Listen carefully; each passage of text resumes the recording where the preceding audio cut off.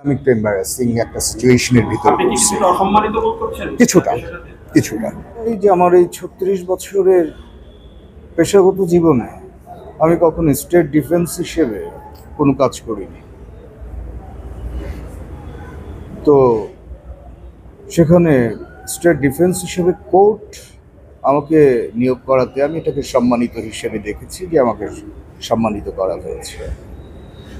এ কথা সত্য যে 5 আগস্ট 2024 আমি যে বিগত ফ্যাসিস্ট সরকার তার বিরুদ্ধে আমি আমার শুধু এটা 2024-এ না, আমি 2013 থেকে আমার যারা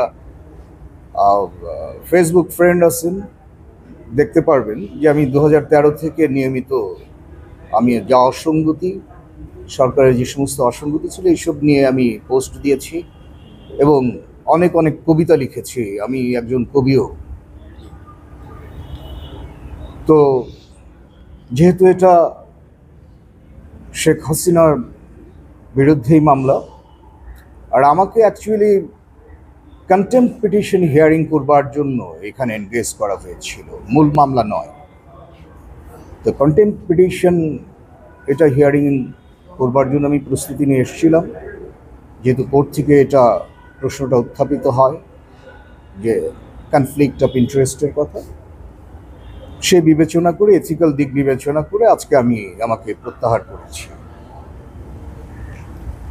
নিজেই প্রত্যাহার কথা বলেছে যে আপনি যে নৈতিক জায়গা কনফ্লিক্ট অফ ইন্টারেস্টের জায়গা থেকে আপনি এটি শুনানি করতে পারেন কিনা এবং আপনাকে জানতে চেয়েছিল। জি জি জি। আপনি প্রত্যাহার করলেন না কোর্ট আপনাকে সরিয়ে দিল, কোনটা বিষয়টা কি? আসলে কনফ্লিক্ট অফ ইন্টারেস্টের কথা যখন এসছে, আসলে সততার প্রশ্ন আছে, আমি সততা নিয়ে মামলা করি। যদি এই হিয়ারিংটা করা যেত তাহলে হয়তো আমার আজকের যিনি ক্লায়েন্ট তার সপক্ষেই আমি আমার সমস্ত সাবমিশন আমি রাখতাম।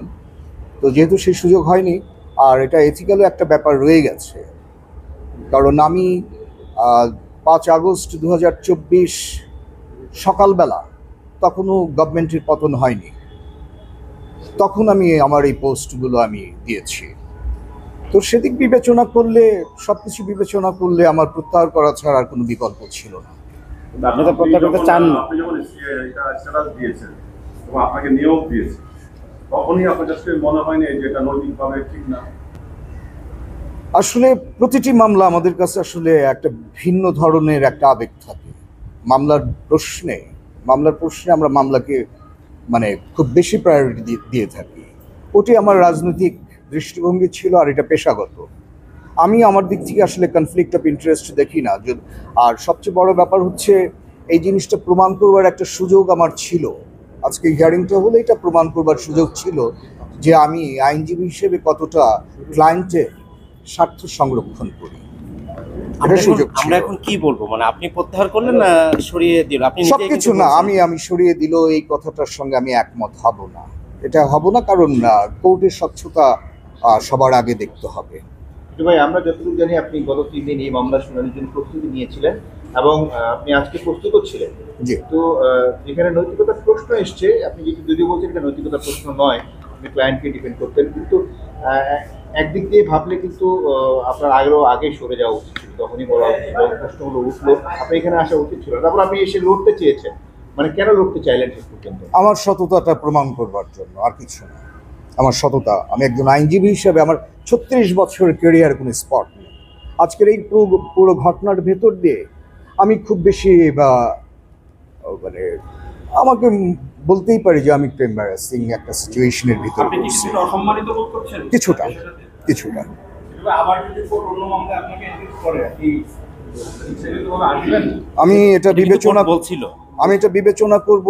আমার ধারণা আমি করব কিনা, আমি এই মুহূর্তে আমি কোনো রকম কোনো কথা বলবো না যে আমি করব কিনা। তবে না করবার সম্ভাবনাও একই রকম বর্তমানে।